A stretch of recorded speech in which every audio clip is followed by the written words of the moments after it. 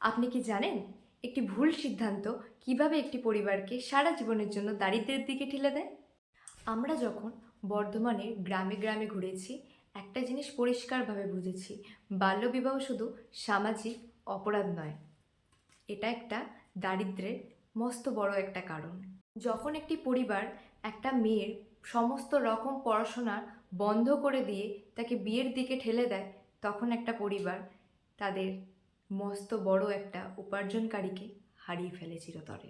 ভারতীয় আইন অনুযায়ী 18 বছরের নিচে একটি মেয়েকে বিয়ে দেওয়া prohibition of child marriage act 2006 দণ্ডনীয় অপরাধ। এতে শুধু অভিভাবক নয়, এই বিয়েতে যারা সহায়তাও করে তাদের জেল এবং জরিমানা হতে পারে। আপনার একটি ফোন, চাইল্ড লাইন 1098, একটি মেয়ের জীবন সম্পূর্ণভাবে বদলে দিতে পারে। ভিডিওটা শেয়ার করে সচেতনতা বাড়ান। ধন্যবাদ।